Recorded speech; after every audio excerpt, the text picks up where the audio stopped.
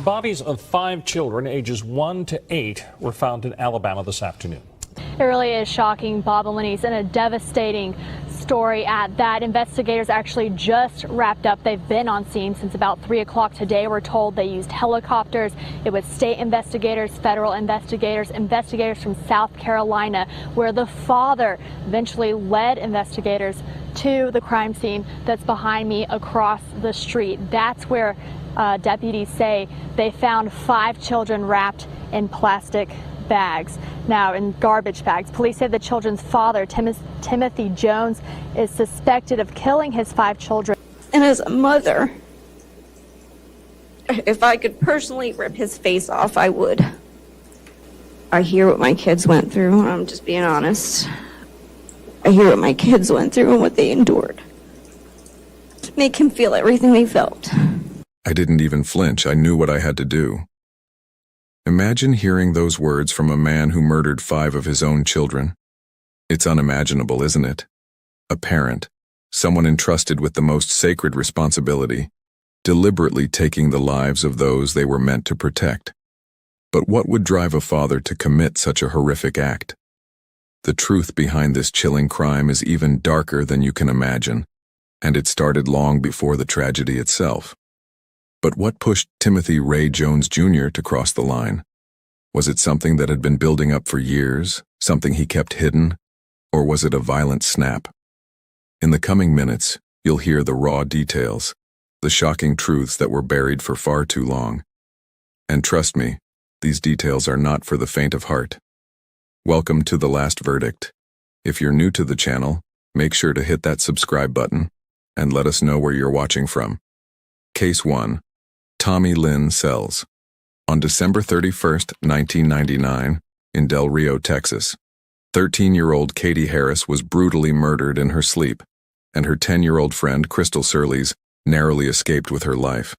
This harrowing attack would lead to the capture of one of America's most notorious serial killers. Tommy Lynn Sells was born on June 28, 1964, in Oakland, California. He was one of 5 children born to an unwed mother. At 18 months old, Sells contracted meningitis, which tragically claimed the life of his twin sister, Tammy Jean. Afterward, he was sent to live with his aunt, Bonnie Walpole, in Holcomb, Missouri. When he was 5, he returned to his mother after she discovered that Walpole wanted to adopt him. Throughout his early childhood, Sells experienced neglect and abuse.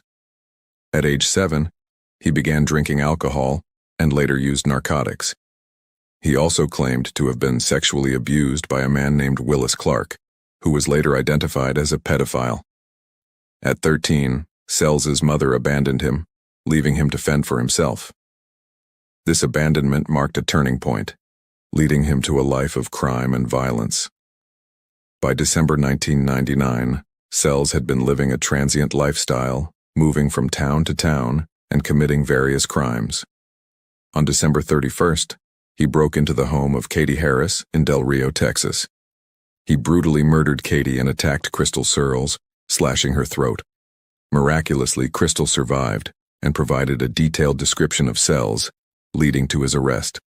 Crystal Surlees' testimony and a composite sketch led to Sells' identification and subsequent arrest on January 2, 2000. During questioning, Sells confessed to the murder of Katie Harris and the attack on Crystal Surlees. He was cooperative and provided details that matched the crime scene. Sells was convicted of capital murder for the death of Katie Harris. He was sentenced to death in September 2000. Sells was executed by lethal injection on April 3, 2014, at the Huntsville unit in Texas. He was pronounced dead at 6:27 p.m. CDT. The community was left in shock and fear, grappling with the realization that a serial killer had been operating undetected for years. The case received extensive media attention, highlighting the vulnerability of children and the importance of vigilant law enforcement. Tommy Lynn Sells was executed in 2014. His death marked the end of a long and tragic chapter for the victims and their families. Case 2. Carl Eugene Watts. It was a quiet Sunday morning when the body of 20-year-old Gloria Steele was discovered in Kalamazoo, Michigan. Little did anyone know, This would mark the beginning of uncovering a chilling pattern of murders that spanned over a decade. But what led Carl Eugene Watts to commit such horrifying crimes? Stick with us as we delve deeper into his story. Carl Eugene Watts was born on November 7, 1953, in Killeen, Texas, to Richard Eugene Watts and Dorothy Mae Young. His father was a private first class in the United States Army, and his mother was a kindergarten art teacher. Shortly after his birth, the family moved back to West Virginia, but by 1962 they settled in Inkster, Michigan, where Watts's mother remarried. Growing up, Watts faced several challenges. At the age of 8, he contracted meningitis, which nearly took his life. Following the illness, family members noticed a significant change in his personality. He became more introverted and withdrawn. Academic struggles ensued, and he was held back a grade in school.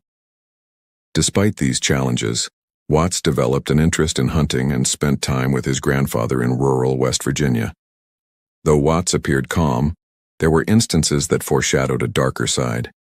He began having violent dreams about battling off and killing the wicked spirits of women, which interrupted his sleep cycle.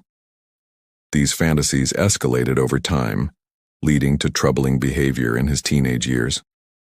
By 1974, Watts had moved to Kalamazoo, Michigan, where he enrolled at Western Michigan University.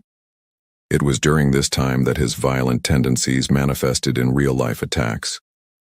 On October 30, 1974, Watts brutally murdered Gloria Steele, a 20-year-old student. She had been stabbed multiple times and left in a secluded area. In a moment of desperation, Watts made the decision to kill Steele, an act that would change everything. What do you think triggered Watts to commit this crime? Leave your thoughts in the comments.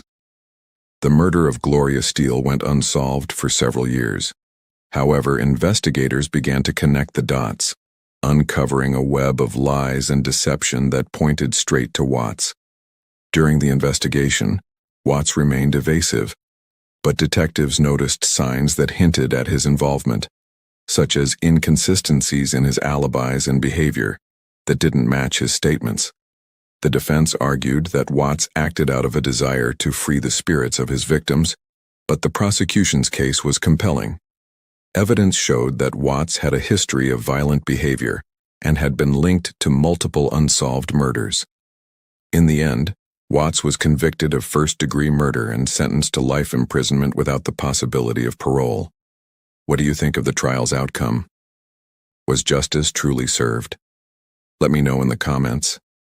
The community was left reeling from the news, unable to comprehend how someone they trusted could commit such an atrocity.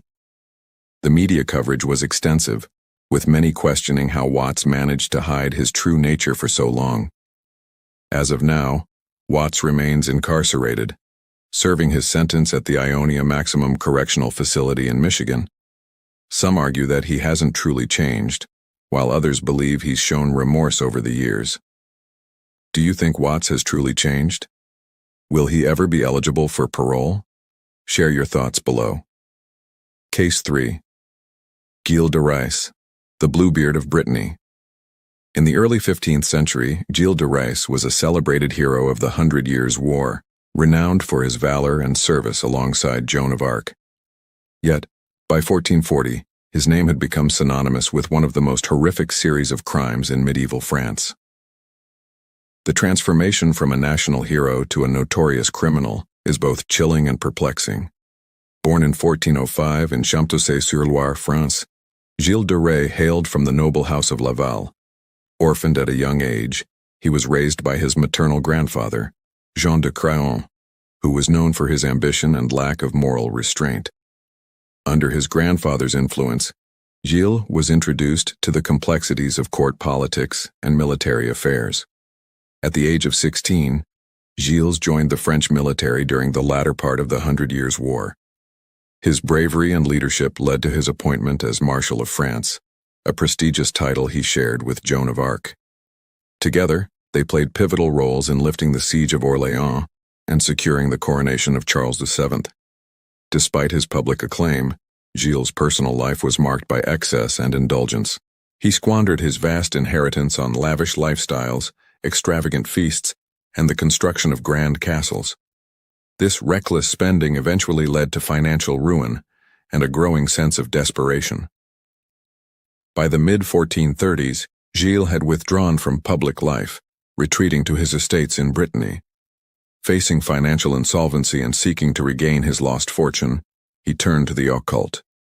He enlisted the help of alchemists and occultists, including a Florentine priest named François Prelati, in an attempt to summon demons and discover the philosopher's stone. In his quest for wealth and power, Gilles began abducting young children, primarily boys from poor families. He subjected them to unspeakable horrors, including torture, sexual assault, and ritualistic killings. The exact number of victims remains uncertain, but estimates range from several dozen to over 140. His crimes were committed in the confines of his castles, where he believed he could operate without scrutiny.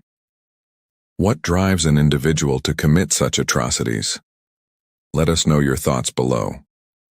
Gilles' downfall began in 1440, when he kidnapped a priest named Jean de l'Hôpital. This brazen act violated both ecclesiastical and secular laws, drawing the attention of local authorities. Subsequent investigations uncovered evidence of his gruesome crimes. During the trial, Gilles confessed to his crimes, detailing the abductions, murders, and occult practices. He claimed to have committed these acts under the influence of demonic forces, though many historians believe his confessions were coerced under threat of torture. In October 1440, Gilles de Rais was tried by both ecclesiastical and secular courts.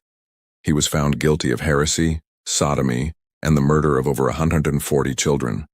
The trial was conducted with the assistance of the Inquisition, reflecting the era's intertwining of religious and judicial authority. On October 26, 1440, Gilles de Rais was executed by hanging, with his body subsequently burned.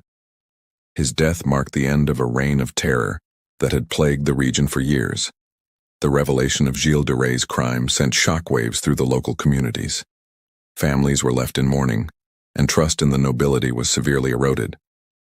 His once esteemed name became a symbol of betrayal and horror. The trial and execution garnered widespread attention, with chroniclers documenting the proceedings in detail. Over time, his story became the stuff of legend, inspiring tales like Bluebeard, which depicted a wealthy man who murdered his wives. Gilles de Rais' legacy remains a subject of historical debate. Some view him as a victim of political machinations, while others see him as a precursor to modern serial killers. His story serves as a grim reminder of the potential for darkness within individuals, regardless of their status or past heroism. Case 4. Vaughn Greenwood.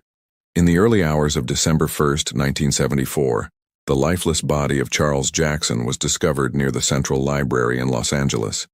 His throat had been slashed, and his shoes were removed and placed beside his body. This grisly scene marked the beginning of a series of brutal killings that would terrorize the Skid Row area for the next 2 months. Vaughn Orrin Greenwood was born on January 19, 1944, in Pennsylvania.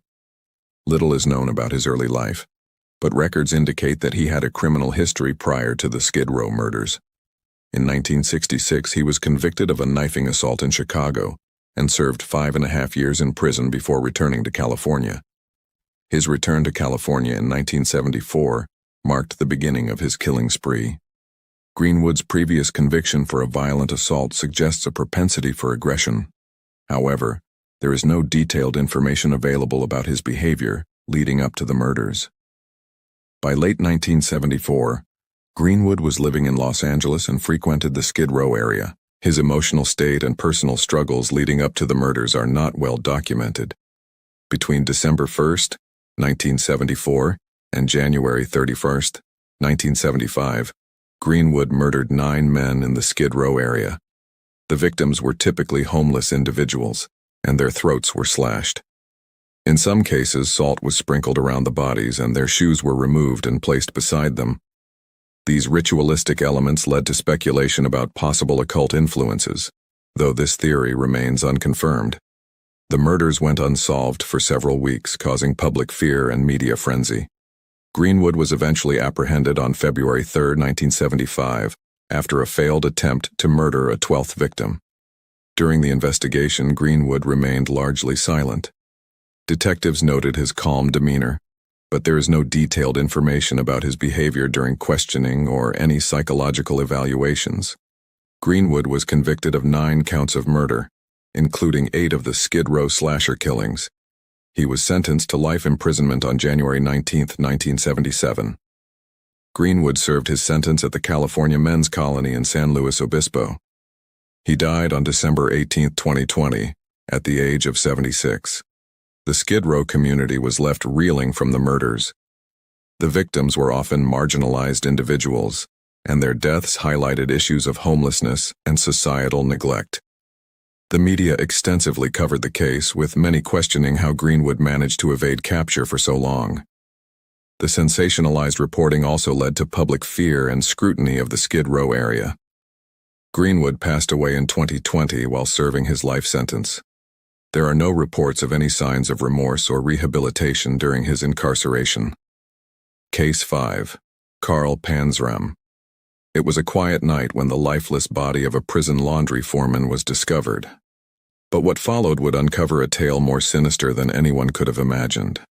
Carl Panzram was born on June 28, 1891, on a farm near East Grand Forks, Minnesota, to East Prussian immigrants Johann and Matilda Panzram. He was the 6th of 7 children. From a young age, Panzram's life was marked by hardship. His father abandoned the family when Carl was just 7 years old.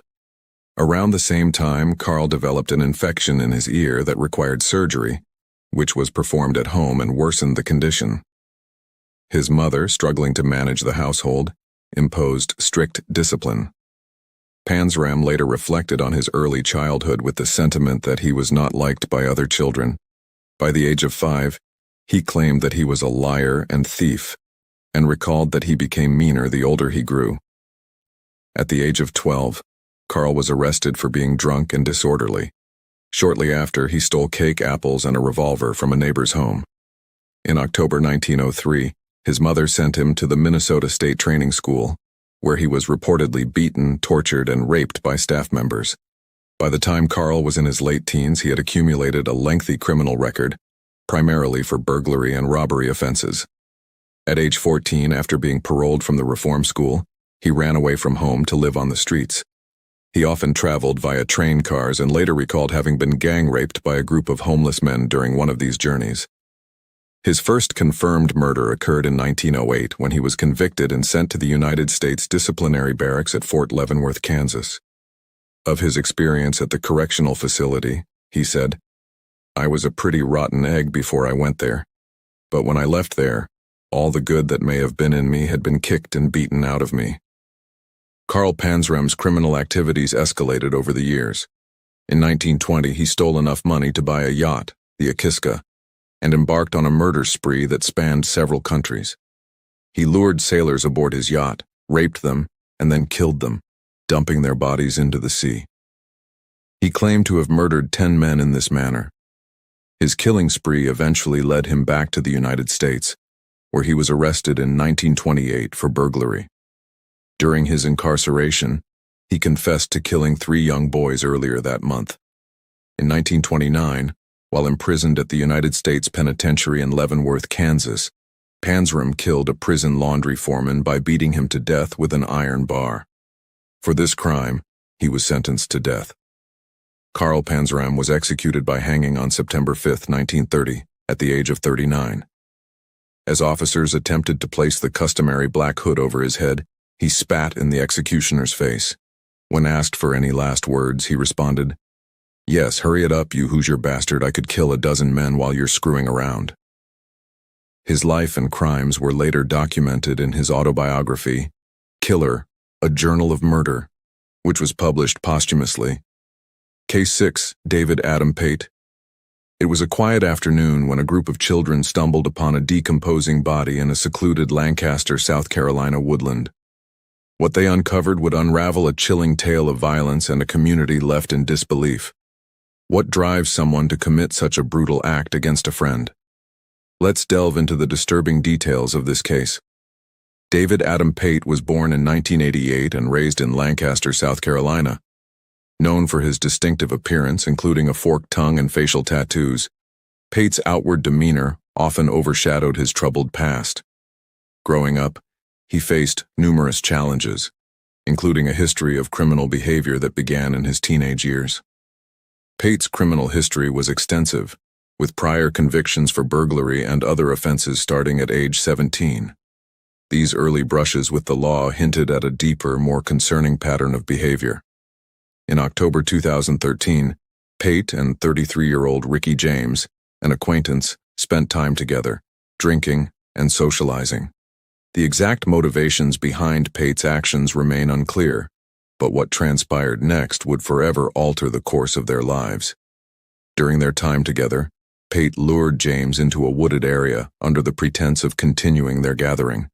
Once there, Pate brutally attacked James, stabbing him nearly 40 times with a butcher knife.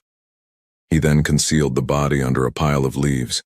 The victim's remains were discovered by children playing in the woods weeks later. What could have driven Pate to commit such a heinous act? Leave your thoughts below. The discovery of James's body by children led to an immediate investigation. Authorities quickly identified Pate as a suspect, especially after learning he had been in custody for a disorderly conduct charge shortly before the murder. Investigators found that Pate had a history of erratic behavior. In a taped interview, he chillingly admitted to the crime, stating, "I didn't know. I thought I might cut his head off." He also likened his actions to the character Michael Myers from the Halloween films. Pate pleaded guilty to the murder of Ricky James. In court, prosecutors presented evidence of his prior criminal history and the brutal nature of the crime. The defense did not offer a compelling argument, and Pate was sentenced to life in prison without the possibility of parole.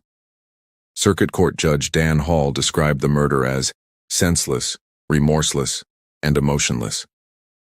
Pate's sentence reflected the severity of his actions and the community's need for justice. The murder left the Lancaster community in shock. The brutal nature of the crime and the fact that it involved someone they knew made it all the more unsettling. Media outlets widely covered the case, focusing on Pate's appearance and the gruesome details of the crime. His mugshot, showing his forked tongue and facial tattoos, went viral, drawing national attention. David Adam Pate remains incarcerated, serving his life sentence without the possibility of parole. Over the years, he has shown no signs of remorse for his actions. Do you think Pate has shown any remorse over the years? Share your thoughts below. Case 7. Graham John Ennis. It was a quiet morning in September 2019 when Graham John Ennis, a convicted criminal with a history of violence, escaped from Risdon Prison in Tasmania. What followed was a tense manhunt that would reveal the depths of his criminal past and the vulnerabilities in the prison system. Graham John Ennis was born in Tasmania and grew up in the northwest region of the state. His early life was marked by a series of criminal activities that escalated over time. In 2015, Ennis was involved in a dramatic chase where he allegedly fired a shot at police during an attempted escape, leading to his arrest after officers shot out his vehicle's tires.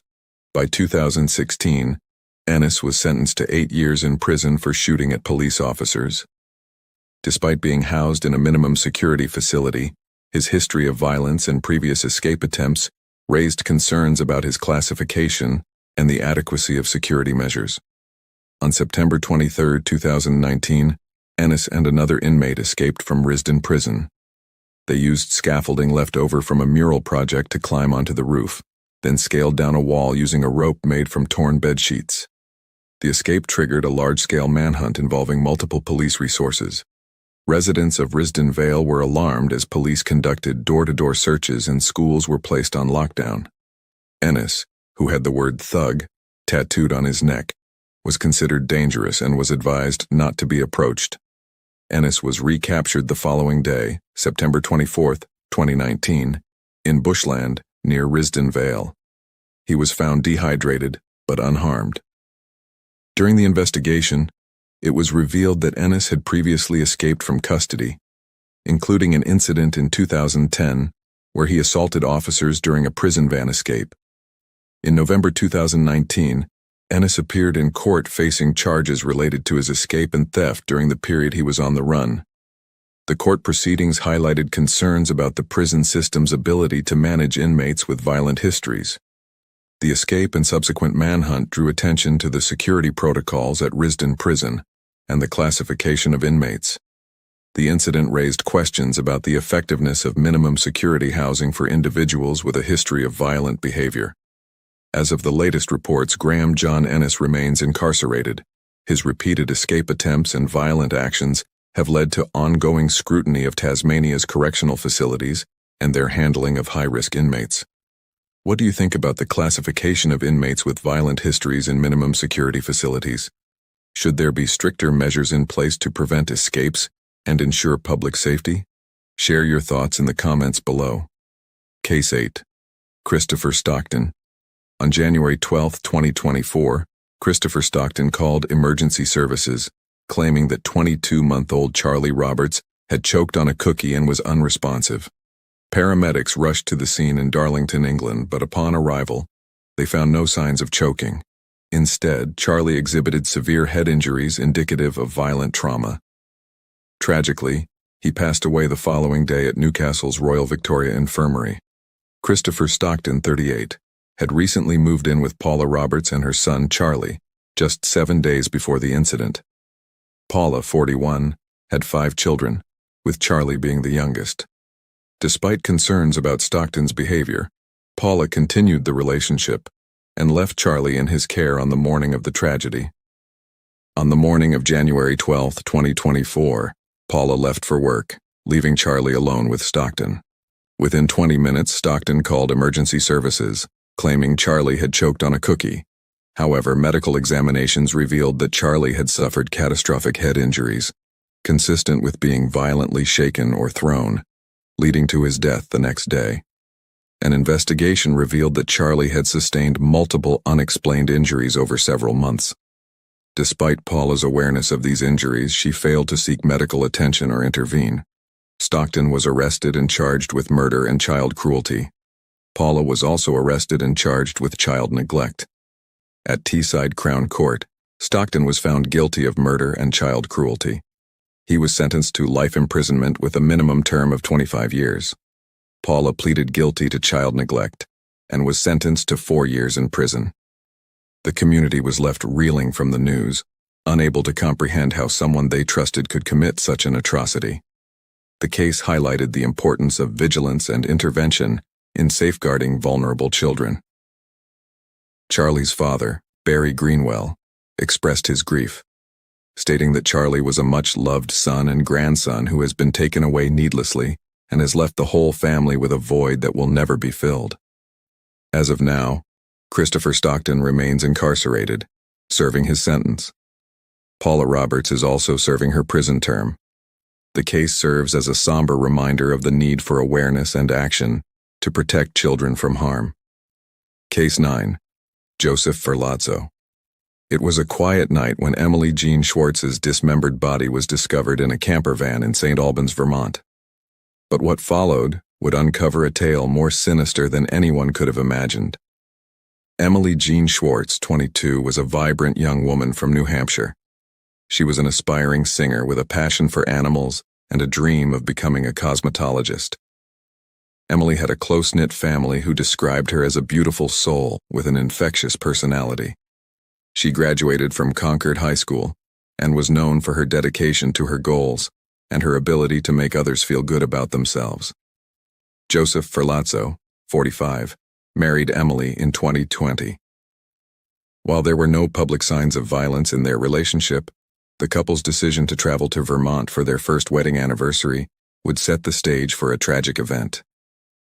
On October 16, 2021, Joseph and Emily arrived in Bolton, Vermont to celebrate their anniversary. The following morning, Joseph returned home alone, claiming that Emily had stormed off after an argument. However, investigators later discovered Emily's dismembered remains in their camper van. Joseph initially stated that he had acted in self-defense, but this claim was not supported by the evidence. The investigation revealed that Joseph had killed Emily by shooting her twice in the head. He then drove her body to St. Albans, where he dismembered it with a hacksaw and placed the body parts in plastic bags. During the trial, Joseph maintained his self-defense claim, but the jury found this inconsistent with the evidence presented. In April 2025, Joseph Ferlazzo was sentenced to 42.5 years in prison without the possibility of parole for the murder of his wife, Emily Jean Schwartz. The judge described the crime as horrendous and a case of extreme domestic violence. Emily's family expressed relief at the conviction, stating that justice had been served. The community was left reeling from the news, unable to comprehend how someone they trusted could commit such an atrocity. Emily's family and friends have since worked to honor her memory and raise awareness about domestic violence. The media coverage was extensive, with many questioning how Joseph managed to hide his true nature for so long. The case has sparked discussions about the signs of domestic violence and the importance of supporting victims. As of now, Joseph Ferlazzo remains incarcerated, serving his sentence in a Vermont state prison. Some argue that he hasn't truly changed, while others believe he may have shown remorse over the years. Case 10. Gavin Plum. In October 2023, a quiet evening in Essex was shattered when police raided a flat in Harlow, uncovering a disturbing plot to kidnap, rape, and murder one of Britain's most beloved television presenters, Holly Willoughby. Gavin Plum, a 37-year-old security guard from Harlow, Essex, had been living a solitary life, largely unnoticed by his neighbors. Behind closed doors, however, he harbored a dangerous obsession with Holly Willoughby. Over several years, he amassed over 10,000 images of her, including deepfake pornography, and meticulously researched her personal life. He frequented online forums, such as Abduct Lovers, where he discussed violent fantasies and sought advice on carrying out his plans. Plum's criminal history included previous convictions for attempted kidnap and false imprisonment, indicating a pattern of troubling behavior. Despite his claims of these being mere fantasies, his actions suggested otherwise. In October 2023, Plum's sinister plans began to take shape.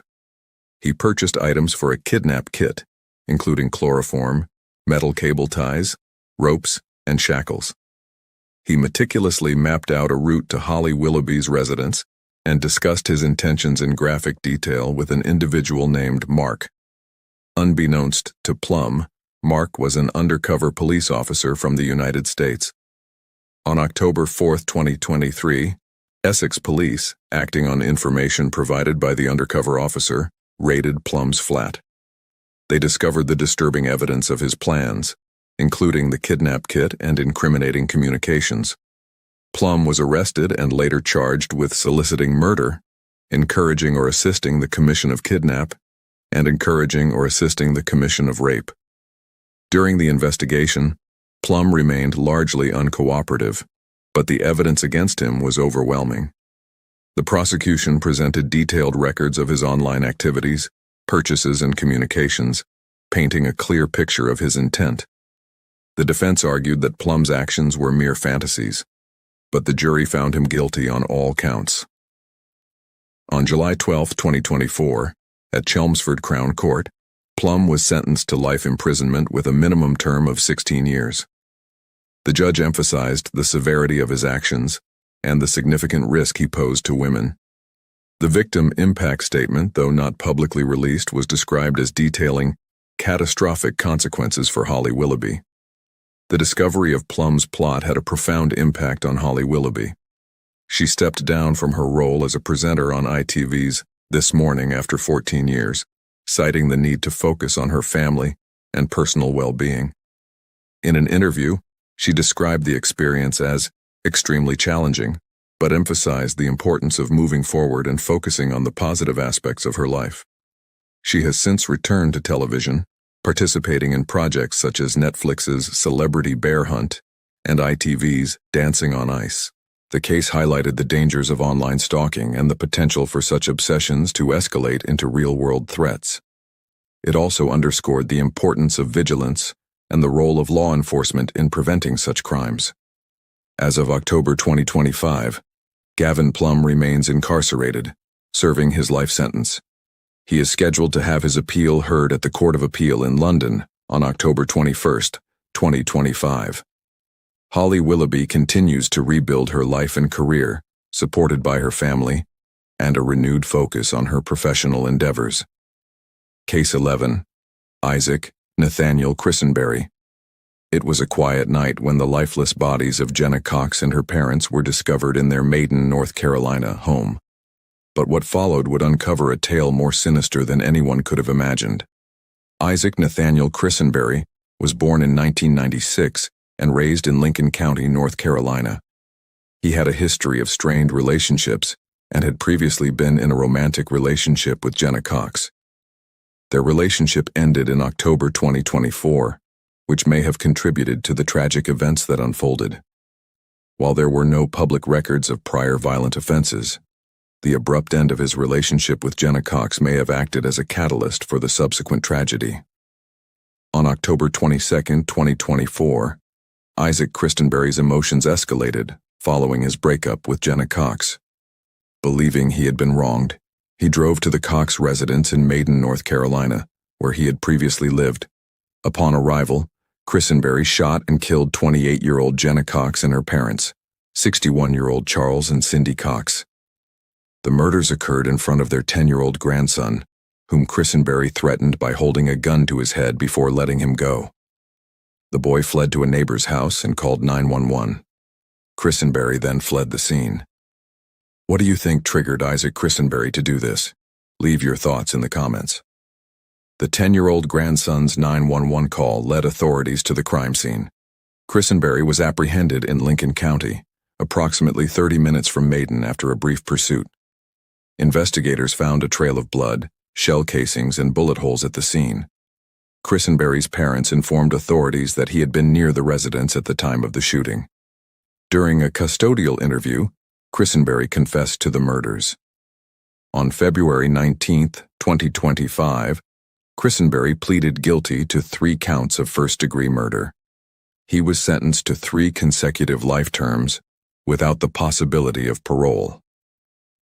Christenberry is currently incarcerated in the custody of the North Carolina Division of Adult Corrections, serving his sentence without the possibility of parole. The community was left reeling from the news, unable to comprehend how someone they trusted could commit such an atrocity. Neighbors held a vigil to honor the victims and support the young survivor. The case garnered significant media attention, with many questioning how the relationship dynamics led to such a violent outcome. The extensive coverage highlighted the importance of addressing domestic violence and mental health issues. Isaac Nathaniel Christenberry remains incarcerated, serving his sentence in a North Carolina state prison. He has shown no public signs of remorse. Do you think Isaac has truly changed? Will he ever be eligible for parole? Share your thoughts below. Case 12. Kandawaswika Kahari. It was a quiet afternoon in Reynoldsburg, Ohio, when police arrived at the home of 46-year-old Susan Ramberg. Inside, they discovered a chilling scene. Susan's lifeless body was found in the trunk of her car, and her 10-year-old son was alone, having been left to fend for himself for days. Susan Ramberg was a devoted mother known for her kindness and empathy. She had been in a relationship with 20-year-old Kandawaswika Kahari, who had been living with her and her son. Neighbors reported that their relationship appeared normal, and there were no signs of trouble until shortly before the tragic event. In early March 2023, Susan and Kahari had an argument inside the garage of their home. During the altercation, Kahari punched and strangled Susan to death. He then placed her body in the trunk of her car and instructed her son to help make a bed for her.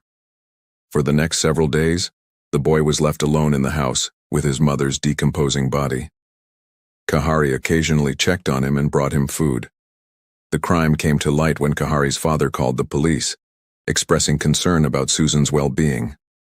Upon arriving at the home, officers found the boy alone and Susan's body in the trunk. Kahari was arrested and charged with aggravated murder, felonious assault, and gross abuse of a corpse. In December 2024, he pleaded guilty to all charges. At his sentencing in March 2025, the judge described the murder as one of the most horrific cases they had encountered. Kahari was sentenced to 39 years to life in prison, with the possibility of parole after serving 39 years. The community was left reeling from the news, struggling to comprehend how someone they trusted could commit such an atrocity. The boy, who had been subjected to unimaginable trauma, was placed into protective custody and began receiving counseling. The case garnered significant media attention, highlighting issues of domestic violence and the vulnerability of children in such environments. It sparked discussions about the importance of recognizing warning signs in relationships and the need for intervention before situations escalate to violence. As of now, Kandawaswika Kahari remains incarcerated, serving his sentence. While he has shown no public remorse, the community continues to grapple with the impact of his actions. Case 13. Timothy Ray Jones, Jr. On August 28, 2014, Timothy Ray Jones, Jr., a 32-year-old father from Lexington, South Carolina, committed one of the most horrific crimes in the state's history. He murdered his 5 children, Mira, 8, Elias, 7, Natan, 6, Gabriel, 2, and Abigail, 1, in their mobile home, strangling 4 and beating 1 to death. Afterward, he transported their bodies across multiple states, ultimately burying them in rural Alabama. Jones was arrested on September 6, 2014 in Mississippi during a DUI checkpoint. His arrest led to the discovery of the children's remains and the unraveling of a tragic tale of abuse and neglect. Timothy Ray Jones, Jr. was born on December 28, 1981, in Chicago, Illinois. Raised in a seemingly normal family, he later moved to South Carolina. Jones married Amber Kaiser, and they had 5 children together. However, their marriage faced challenges, including allegations of abuse and neglect. Despite these issues, Jones was awarded primary custody of the children following their divorce in 2013. Reports indicated that the children suffered physical abuse and neglect while in his custody, with the South Carolina Department of Social Services documenting instances of substantial risk of physical injury and dirty conditions in the home. By August 28, 2014, Jones was facing significant personal struggles, including the stress of an impending project at work. He smoked synthetic marijuana to cope with the stress. Later that day, he picked up his children from school and daycare, took them home and killed 4 of them by strangling each child at the neck with his bare hands. The 5th child was reportedly beaten, causing a gradual and painful death. It wasn't until September 6, 2014, that investigators began to connect the dots. Jones was stopped at a DUI checkpoint in Mississippi, where authorities discovered blood, maggots, and children's clothes in his SUV. He led them to the children's bodies, which were found in a rural area off Highway 10 near Camden, Alabama. During the investigation, Jones remained calm, but detectives noticed signs that hinted at his involvement, such as his inconsistent statements and lack of remorse. He claimed that a demonic voice told him to kill his children. However, a court-appointed psychologist later declared that Jones made a conscious decision to kill his children. The defense argued that Jones acted out of mental illness, but the prosecution's case was compelling. Evidence showed that Jones had a history of abuse and neglect, and his actions were premeditated. On June 4, 2019, a jury found Jones guilty of all 5 counts of murder. On June 13, 2019, the jury sentenced him to death. The community was left reeling from the news, unable to comprehend how someone they trusted could commit such an atrocity. Amber Kaiser, the children's mother, filed a lawsuit against the South Carolina Department of Social Services and the Lexington County Department of Social Services, alleging that they failed to protect the children from their father's abuse.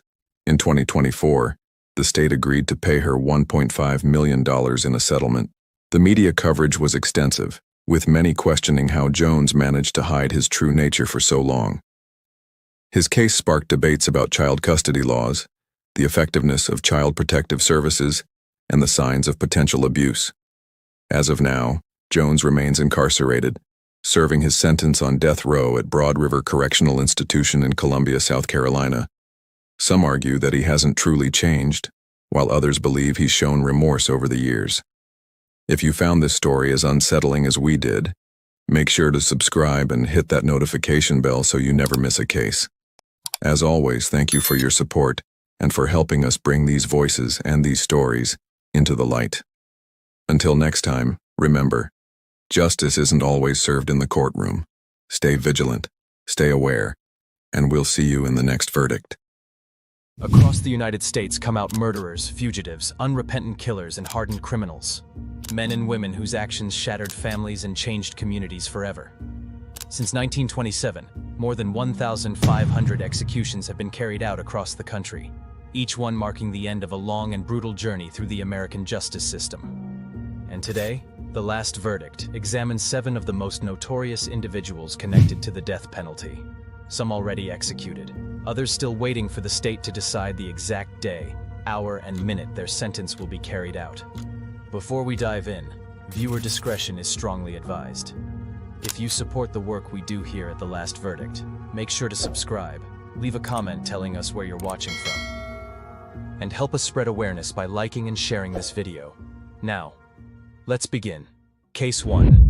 Barbara Graham, Mabel Monahan had spent 63 years building a quiet life, and it ended violently on a Tuesday evening. The former vaudeville performer lived alone in her modest Burbank bungalow at 1718 Parkside Avenue, her stage days long behind her. On March 9, 1953, she had no reason to fear the knock at her door. Criminals whispered that Mabel kept a fortune hidden somewhere in her home, gambling winnings from her late husband's Las Vegas connections. They were fatally wrong. When police found her body the next morning, the scene told a horrific story. Mabel had been beaten repeatedly, her skull fractured from savage blows. A pillow pressed against her face had suffocated her final breaths. The killers had torn through every room, overturning furniture and emptying drawers in a frantic search. Their reward for murdering an elderly woman? Less than $100 in some worthless costume jewelry. Barbara Graham was 29 years old and running out of options. Born to a prostitute mother who served time in San Quentin, Barbara had spent her childhood shuffled between reform schools and foster homes, learning early that survival meant manipulation and charm. By 1953, she had become everything society feared: a prostitute, a con artist, a drug addict, and an abandoned mother whose 3 children barely knew her. Her striking looks, dark curls and luminous eyes, had opened doors, but her moral compass had long since shattered. The plan was deceptively simple. Criminal associates Jack Santo and Emmett Perkins had heard about Mabel Monahan's supposed fortune and recruited Barbara for a specific role. An elderly widow wouldn't open her door late at night for 3 strange men, but she might open it for a young woman in distress, a damsel claiming car trouble or asking for directions. Barbara would be the key that unlocked Mabel's door and sealed her fate. That March evening, Barbara knocked and played her part perfectly. When Mabel opened the door with concern on her face, Barbara pushed inside, followed immediately by Santo and Perkins. They bound the terrified woman and demanded she reveal where she kept the money. When Mabel insisted no fortune existed, frustration turned to fury. The prosecution would later argue that Barbara, high on drugs and enraged at finding nothing valuable, participated actively in the torture. Witnesses claimed she delivered some of the blows herself, though Barbara would dispute this until her final breath. What remained undisputed was this: Barbara Graham was present when an innocent woman was beaten to death for pocket change, and she did nothing to stop it. The investigation moved swiftly. On March 26, 1953, just 17 days after the murder, police arrested Barbara Graham along with Santo and Perkins. Detectives employed a controversial tactic that would haunt the case for decades. They used an undercover officer who posed as a criminal willing to provide Barbara with a false alibi for $25,000. Barbara, desperate and recorded without her knowledge, eagerly discussed details of the crime and how the fake alibi would need to account for her whereabouts. The tapes captured her admitting presence at Mabel's house, though she continued minimizing her role in the actual violence. The trial that began in August 1953 became less about justice and more about spectacle. Newspapers dubbed Barbara Bloody Babs, and coverage obsessively emphasized her past as a prostitute and her failures as a mother. Details that had nothing to do with Mabel Monahan's murder, but painted Barbara as morally corrupt. The prosecution built their case on California's felony murder rule. Even if Barbara hadn't personally delivered the fatal blows, her participation in the robbery that resulted in death made her equally culpable as the men who had. Barbara made the calculated decision to testify, a gamble that backfired catastrophically. On the stand, she admitted being present during the robbery but denied killing Mabel, claiming drug-induced memory gaps for specific details. Her testimony came across as rehearsed and emotionally hollow. She showed no genuine remorse, no tears for the woman who had died. The jury saw coldness where they expected contrition. On September 22, 1953, after hours of deliberation, the verdict came.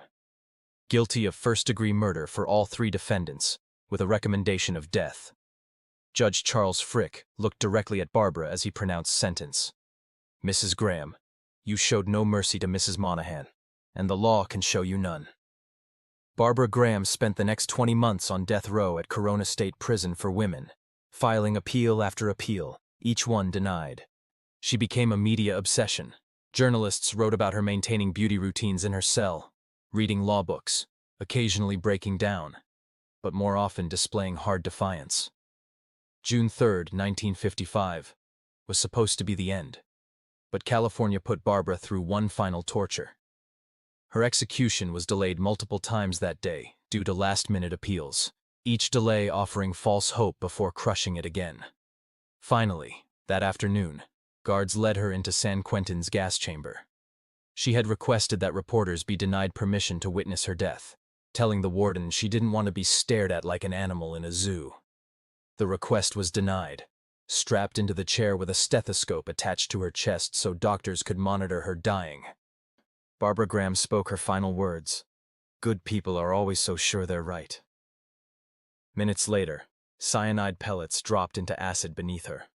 She died by asphyxiation at age 32, taking approximately 5 minutes to lose consciousness. 3 years later, the film I Want to Live, starring Susan Hayward, brought Barbara's story back to national attention, winning an Academy Award and presenting her as a flawed woman railroaded by an unjust system. The film sparked debate that continues 70 years later. Was Barbara Graham sentenced more harshly because she was a woman who had violated every expectation of femininity? Did she deserve execution for participating in a robbery murder, or was death disproportionate to her actual role? Did the media circus and her past as a prostitute prejudice the jury beyond any possibility of fairness? Barbara Graham remains a symbol for death penalty abolitionists, her case cited as potential evidence that the state sometimes executes people as much for who they are as for what they did. The question haunts us still. Did justice prevail in that gas chamber? Or did California kill a woman because good people were too sure they were right? Case 2. Michael James Perry. Sandra Stotler was doing what she loved on the afternoon of October 24, 2001, baking cookies in her Conroe, Texas home, filling the kitchen with the sweet scent of vanilla and chocolate chips. At 50 years old, she had built a comfortable life in the quiet Houston suburb, a safe haven where she raised her children and welcomed their friends as her own. Her son Adam, 16, was home that Thursday, a bright teenager with his whole future ahead of him. Jeremy Richardson, 18, was there too, a family friend so close he was practically another son, the kind of kid who showed up for dinner and stayed to help with dishes. None of them could have imagined that their lives would end that day over something as trivial as a car. By the time authorities found their bodies 3 days later in a lake, dumped like trash, the senselessness of their murders would shock even hardened investigators. Sandra had been shot for her car keys. Adam and Jeremy had been shot to eliminate witnesses. 3 lives extinguished in minutes, all because 2 young men wanted to take a joyride in Sandra's red Camaro. Michael James Perry was 19 years old, legally an adult but barely removed from adolescence, when he and his friend Jason Burkett decided they wanted Sandra Stotler's car. Not needed it, wanted it. There was no desperate escape from danger, no grand criminal enterprise requiring a getaway vehicle. They simply saw a red Camaro and decided it should be theirs for cruising around town, impressing girls, living out some dim-witted fantasy of being tough guys. The plan, if it could even be called that, was staggeringly stupid and brutally executed. Perry and Burkett went to Sandra's home that October afternoon. When Sandra answered the door, they didn't just take the keys. They shot her dead in her own kitchen, her cookies still cooling on the counter. The gunshot brought Adam running, and they shot him too. Jeremy, witnessing the horror, became the 3rd victim. Bang, bang, bang. 3 murders in the time it takes to brew coffee. What followed was almost comedic in its incompetence, if it weren't so tragic. Perry and Burkett loaded the bodies into Sandra's vehicle, drove to a lake, and dumped them in the water. Then they drove around Conroe in the stolen Camaro, showing it off, bragging about their new ride. They were arrested within days, found in possession of the car along with items belonging to all 3 victims. The evidence was overwhelming. Ballistics matched the murder weapon to guns they possessed. Witnesses placed them at the scene, and they had literally been caught red-handed with the stolen vehicle. During police interrogation, Perry displayed a chilling indifference that would haunt the case. He showed no genuine remorse for the 3 lives he'd taken, but no horror at what he'd done. Instead, he was preoccupied with his image, concerned about how he looked to others, maintaining denials that flew in the face of irrefutable evidence. It was as if the murders were an inconvenience to his self-perception, rather than a moral catastrophe. When pressed about Sandra baking cookies, about Adam being just 16, about Jeremy's family waiting for him to come home, Perry offered nothing but hollow deflections. The randomness of the violence disturbed investigators most. This wasn't a crime of passion, wasn't revenge or a drug deal gone wrong. It was simply 2 young men who wanted something and were willing to kill anyone who stood between them and it. The banality of the motive, a joyride, made the brutality somehow more horrifying. Michael Perry's trial in 2003 was never really in doubt. The prosecution presented a case so airtight that the defense had almost nothing to work with. Ballistics evidence conclusively matched the murder weapon. Multiple witnesses placed Perry at Sandra's home. He'd been caught driving the stolen Camaro with the victim's possessions. Security footage, phone records, and forensic evidence all pointed to the same conclusion. Michael Perry had participated in a triple homicide. Perry was convicted of capital murder and sentenced to death. Jason Burkett, equally culpable in the planning and execution of the crime, received life imprisonment. Both had been there. Both had participated. Both had shown equal disregard for human life. Yet one would die while the other would eventually have the possibility of parole. This disparity raised uncomfortable questions about the arbitrary nature of capital punishment. What made Perry deserve death while Burkett deserved life? Prosecutors argued Perry had been the shooter, but in a crime where both defendants were active participants, did pulling the trigger versus handing over the gun really warrant such different outcomes? Perry's youth at the time of the crime, 19 years old, was noted but ultimately dismissed as a mitigating factor. The Supreme Court wouldn't ban executions for defendants under 18 until 2005, 2 years after Perry's sentencing.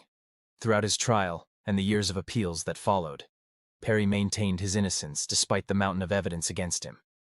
It wasn't a claim that sparked serious doubt. The facts were too clear, but it did reveal something about Perry's psychology. He seemed incapable of accepting responsibility, locked in a delusion that denial could somehow override reality. On July 1, 2010, nearly 9 years after he murdered 3 people for a car, Michael James Perry was executed by lethal injection at the Huntsville unit in Texas. He was 28 years old, still young, but he'd outlived Adam Stotler by 12 years and Jeremy Richardson by 10. Perry's final statement was as jarring as everything else about the case. Strapped to the gurney with the lethal chemicals about to flow, he sang a gospel song and proclaimed he'd found Jesus Christ. "I'm sorry for what I done," he said, his words captured for the record. Then he added something that seemed almost obscene given the circumstances. "Life don't get much better than this."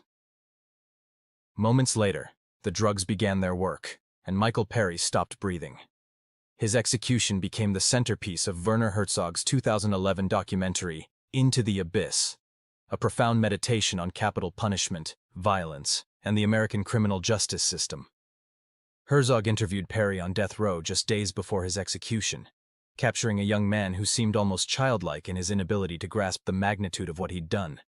The film also featured Jason Burkett, serving his life sentence, and the victims' family members, some of whom supported the death penalty, others who questioned whether any execution could truly bring closure.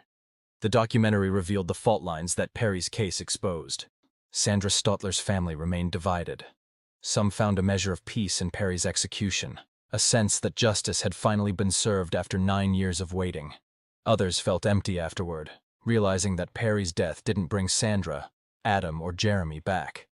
The execution hadn't erased their grief or answered the question that haunted them. Why? Why had their loved ones died for something so meaningless? Into the Abyss forced viewers to confront uncomfortable truths about capital punishment. Perry was unquestionably guilty. He'd participated in a horrific crime with no justification.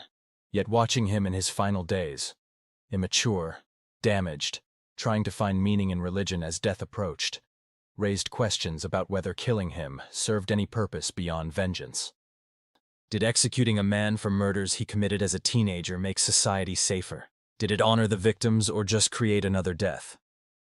The case continues to be cited in debates about the death penalty's randomness. Why did Perry die while Burkett lived? Why do some killers get executed while others with similar crimes get life? The answers seem to have less to do with justice and more to do with location, legal representation, jury composition, and sheer chance, the arbitrary factors that determine who lives and who dies in America's capital punishment system. Case 3. John Williams. Cecilia Cece Griffin was a 24-year-old convenience store clerk working the late shift in North Little Rock, Arkansas. On the night of October 4th, 1997, she was behind the counter when a man entered the store demanding money from the register. For just $200, Cece's life was taken in a single instant. She was shot in the face at point-blank range, the .380 caliber round killing her instantly before she could even react. Security cameras captured the entire encounter, including the shooter fleeing on foot. Cece never made it home that night, and her family's life was shattered in seconds. The killer was John Williams, a 35-year-old man with a long history of drug addiction, petty theft, and violent offenses. Williams had cycled in and out of the criminal system for most of his adult life, with arrests for burglary, assault, and drug possession stacking up behind him. On that October night, he claimed he needed money to fuel his addiction, and Cece Griffin became the obstacle standing between him and another fix. After the shooting, Williams fled the store, unaware that the security cameras had recorded every second of the crime. He was arrested within hours after witnesses identified him leaving the area. During interrogation, he confessed to the shooting with little hesitation, offering no real remorse. He spoke more about his drug problem than the life he had taken, framing the murder as a desperate act without taking responsibility for the brutality of what he had done. Williams was convicted of capital murder in 1998, and given the overwhelming evidence, his confession, the surveillance footage, and eyewitness accounts, the jury recommended the death penalty. He was sent to Arkansas death row, where he spent the next 19 years exhausting a long chain of appeals. None of the claims raised by his lawyers, drug abuse, impaired judgment, or childhood trauma, convinced the courts to overturn the sentence. His case was considered one of the more straightforward death penalty convictions in Arkansas. Clear motive, clear evidence, and a clear confession. In April 2017, Arkansas found itself at the center of a national firestorm when Governor Asa Hutchinson approved an unprecedented execution schedule. The state planned to execute 8 inmates in just 11 days, because its supply of lethal injection drugs was about to expire. The decision sparked immediate outrage. Critics called it assembly line justice, arguing that rushing executions to beat a pharmaceutical deadline was both unethical and legally reckless. Lawsuits rapidly emerged, claiming that the compressed timeline created a high risk of mistakes and denied inmates adequate time for final appeals. On April 24, 2017, John Williams became one of the men scheduled for execution during this spree. His case, once a tragic but relatively quiet episode in Arkansas's criminal history, was suddenly swept into the national debate about drug shortages, ethics, and the machinery of death. His execution went forward as planned, even as protests continued outside the prison gates. For many, his death became symbolic, not only of the crime he committed, but of the broader question haunting the justice system. Should the expiration date on a vial of chemicals determine when a human life ends? Cece Griffin's family expressed relief that the long process had finally concluded. But the massive controversy surrounding the execution spree overshadowed their daughter's story, leaving some to wonder whether justice for Cece had been honored or simply lost in the chaos of a system racing against time. Case 4. Alan Eugene Miller. On the morning of August 5, 1999, 3 Alabama men began their day unaware it would be their last. At a Pelham Heating and Air Conditioning Company, Co-workers Lee Holdbrooks and Christopher Scott Yancey were working their usual shift when a former colleague walked in carrying a gun. Within minutes, both men were shot multiple times at close range, killed instantly.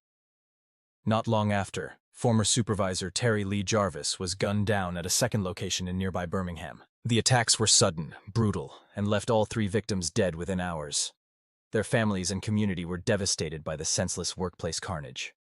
The shooter was Alan Eugene Miller, a 34-year-old installer known for his quiet demeanor and growing paranoia.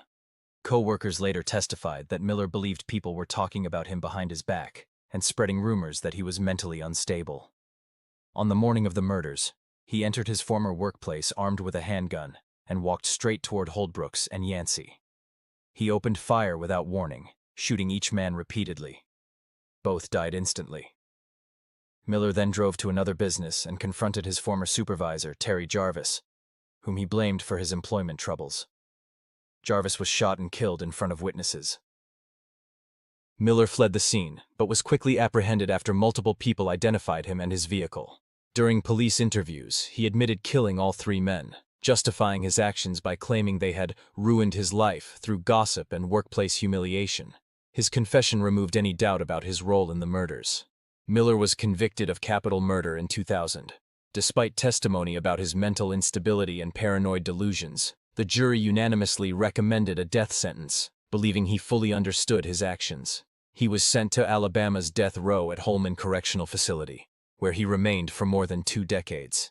In 2022, Alabama attempted to execute Miller by lethal injection, but the procedure became one of the most disturbing botched executions in recent memory. Prison officials repeatedly failed to establish a viable IV line, poking him multiple times as the execution window expired. Miller stated afterward that he was left bruised, terrified, and unsure if he would survive the ordeal. His legal team filed immediate appeals, arguing the failed attempt constituted cruel and unusual punishment under the Eighth Amendment. A secondary controversy followed when the state claimed that Miller had not properly opted for nitrogen hypoxia, a newly approved execution method, while Miller insisted he had filed the paperwork and the state had lost it. On September 26, 2024, after years of legal battles and procedural chaos, Miller was executed using nitrogen hypoxia, becoming one of the first individuals in American history to die by the method. The procedure involved fitting a mask over his face and replacing breathable oxygen with pure nitrogen, causing death by oxygen deprivation. The execution drew significant controversy. Medical experts warned that the process could cause suffocation-like sensations, panic, and extreme suffering. Some witnesses reported that Miller shook and gasped before falling still. For Alabama officials, the execution represented a new phase in capital punishment, an alternative to lethal injection amid national drug shortages. For death penalty opponents, Miller's case became a disturbing symbol of an experimental, untested method used on a human being. The victims' families had waited 25 years for the sentence to be carried out, but many expressed frustration that the long delays and controversies had overshadowed the tragedy that started it all.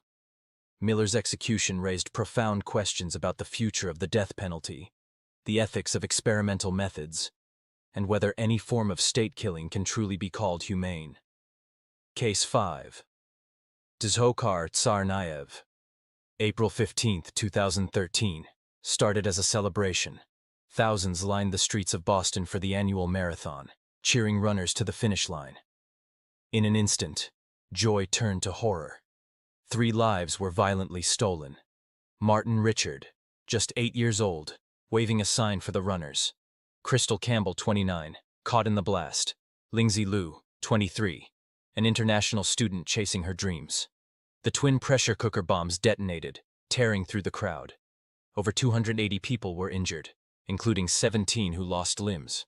MIT police officer Sean Collier, unrelated to the race, was shot and killed days later in the ensuing manhunt. The city, paralyzed with fear, grappled with chaos and shock. Ordinary lives were shattered in an attack designed to terrorize a nation. The architects of this carnage were brothers Dzhokhar, 19, and Tamerlan, 26, Tsarnaev. Chechen immigrants radicalized online. They meticulously built pressure cooker bombs in their Cambridge apartment. The devices were packed with shrapnel to maximize casualties. On race day, they placed the bombs near the finish line, knowing civilians would be crowded and vulnerable. Tamerlan was killed in a shootout with police during the immediate pursuit.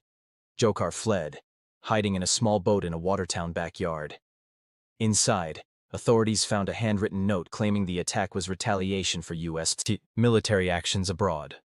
Text messages and social media posts revealed the chilling clarity of their extremist ideology. Dzhokhar, captured alive, immediately became the face of national outrage and the embodiment of a new generation of domestic terrorism. Dzhokhar Tsarnaev's trial, beginning in May 2015, became a focal point for national debate on terrorism, youth, and justice. Convicted on 30 counts, including the use of a weapon of mass destruction, the prosecution emphasized the meticulous planning and unrepentant nature of his actions. The defense argued that Tamerlan, the older brother, was the ringleader, and that Dzhokhar had been influenced and coerced. Heart-wrenching victim impact statements flooded the courtroom, with some, like Martin Richards' parents, asking prosecutors not to seek the death penalty. Yet, the jury ultimately recommended death.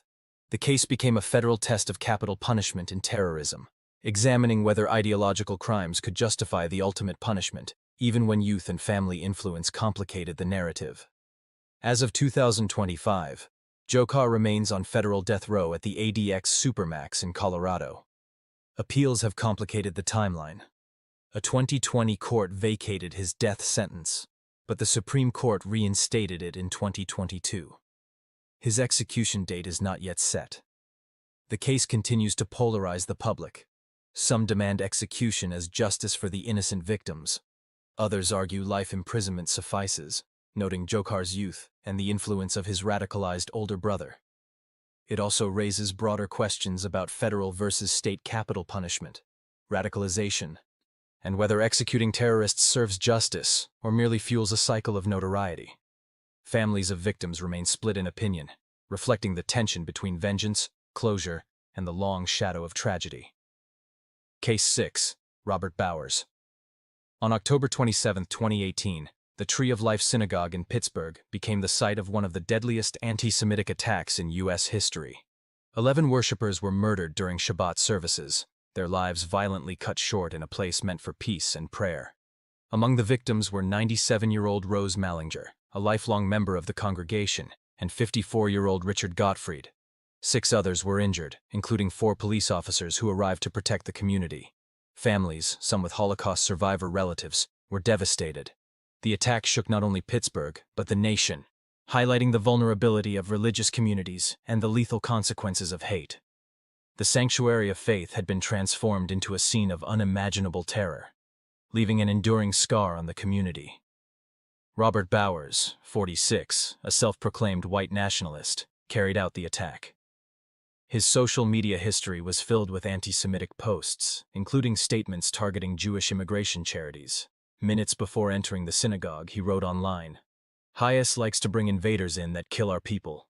I can't sit by and watch my people get slaughtered. Screw your optics. I'm going in." Armed with an AR-15 rifle and multiple handguns, Bowers methodically hunted worshippers, shouting, "All these Jews need to die." He engaged in a shootout with responding officers before surrendering, wounded but alive. Investigators described his actions as premeditated and ideologically motivated. The attack was a hate crime of extraordinary scale, exposing the lethal convergence of online radicalization and extremist ideology. Bowers' trial culminated in June 2023 with convictions on 63 counts, including hate crimes and murder. In August 2023, a federal jury sentenced him to death. Throughout the proceedings, Bowers displayed no remorse, reinforcing the prosecution's narrative of a cold, ideologically driven killer. Defense arguments focused on mental illness and broader opposition to the death penalty, while prosecutors emphasized the meticulous planning, the scale of carnage, and the victim's suffering. Victim impact statements were harrowing, with some families advocating for execution and others opposing it on religious grounds, reflecting Jewish law's traditional stance against capital punishment. The case underscored the federal government's approach to prosecuting hate crimes and mass shootings, while also highlighting the ethical and moral debates surrounding the use of the death penalty in such contexts. As of 2025, Robert Bowers remains on federal death row, awaiting execution. No date has been set, and the uncertain future of the federal death penalty adds to the case's complexity.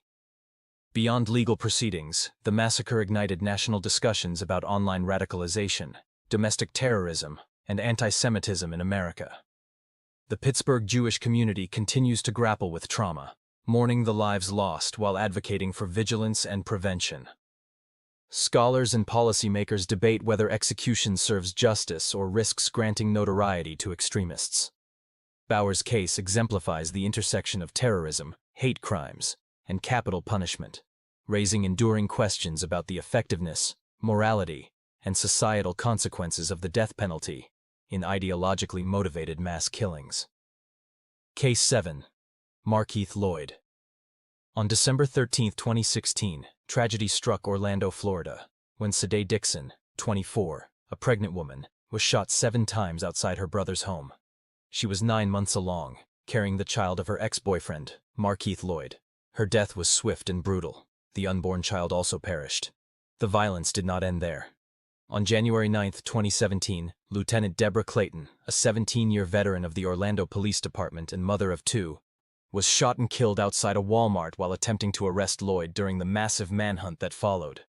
In addition, Deputy Norman Lewis died in a motorcycle crash during pursuit efforts, bringing the total fatalities connected to Lloyd's spree to 3. The community was paralyzed, and families were left grappling with shock, grief, and questions of justice. Markeith Lloyd, 41, had a long history of criminal behavior, including domestic violence. Following a bitter breakup with Sade Dixon over her pregnancy, Lloyd confronted her outside her brother's home and executed a cold-blooded attack, shooting her multiple times, including in the head as she lay dying. After the murder, he disappeared for 3 weeks, evading authorities while Orlando launched one of the largest manhunts in the city's history. Lloyd's path of violence continued when he encountered Lieutenant Deborah Clayton at a Walmart. He shot her multiple times before fleeing again. During his eventual arrest on January 17, 2017, Lloyd was wearing body armor and resisted law enforcement, sustaining injuries, including an eye injury that required him to appear in court with a patch. His calculated and confrontational behavior reflected both premeditation and a total disregard for human life. In October 2019, Lloyd was convicted of murdering Lieutenant Deborah Clayton, with the jury unanimously recommending the death penalty. In March 2021, he was convicted of murdering Sade Dixon and her unborn child, earning a second death sentence. Throughout both trials, Lloyd displayed no remorse, often smirking and engaging in outbursts, antagonizing the victims' families. The prosecution emphasized the heinousness of the crimes: premeditation, targeting a pregnant ex-girlfriend, and murdering a law enforcement officer. The defense attempted to argue mental illness and a traumatic upbringing, but the court found these factors insufficient to mitigate his culpability. Judges and prosecutors underscored the cruelty and calculated nature of the murders, framing Lloyd as a continuing threat and a clear candidate for the ultimate penalty. As of 2025, Markeith Lloyd remains on Florida's death row, with no execution date set. The appeals process is ongoing, and his case continues to stir controversy, particularly regarding his treatment during arrest, when he was beaten by police and sustained an eye injury. Questions linger about excessive force versus justice for the killing of a veteran officer. Law enforcement advocates strongly support the death penalty in this case, citing the premeditated murders and the impact on public safety. Families of the victims remain deeply traumatized, attending court proceedings and seeking justice. Lloyd's crimes highlight the deadly escalation of domestic violence, the vulnerabilities of women and law enforcement officers, and the broader ethical and legal challenges of the death penalty system. Orlando's community remains scarred, their sense of safety forever altered. 7 cases, 7 lives, 7 deaths, each a story of tragedy, violence, and the ultimate exercise of state power. From Barbara Graham in 1955 to Markeith Lloyd in 2017, these cases span decades of American capital punishment, revealing the complex human, legal, and moral dimensions behind each execution. They remind us that behind every statistic is a person, a family, and a community forever changed. Across these stories, common threads emerge. Innocent lives are shattered, whether by robbery, workplace violence, terrorism, hate crimes, or domestic disputes. The arbitrariness of the death penalty becomes evident. Why does one killer face execution swiftly, while another lingers decades on death row? Gender, race, youth, and mental health influence sentencing in ways that often seem inconsistent. Families of victims are torn between the desire for closure and the recognition that execution may not heal grief. The execution methods themselves, from gas chambers to lethal injection and experimental nitrogen gas, raise further questions. Botched procedures, rushed sprees like Arkansas in 2017, and the influence of logistics over justice expose a system fraught with errors and moral ambiguity. Cases like Alan Miller and John Williams reveal the tension between human rights and administrative efficiency, while Dzhokhar Tsarnaev and Robert Bowers highlight the intersection of ideology, terror, and capital punishment. Ultimately, these 7 cases force us to confront the question: what is justice? Is it revenge, deterrence, or closure? The death penalty, in practice, rarely offers simple answers. It exposes societal contradictions, tests ethical boundaries, and challenges our understanding of fairness. For the victims, the lives lost, the families shattered, and the communities scarred, the weight of tragedy is permanent. For the convicted, the state's ultimate punishment becomes both a moral and procedural battleground. And for society, these stories are a mirror, reflecting our values, our fears, and our capacity for both justice and cruelty. As we leave these stories behind, the questions remain. Do executions serve as justice or perpetuate more death? How much are our decisions about life and death influenced by bureaucracy, ideology, or fear? The answers are not simple, but the conversation, the reflection, and the awareness they inspire are essential. The chamber doors close, the gavel falls, the needle is administered. But the questions outlive every execution, haunting our collective conscience long after the condemned are gone.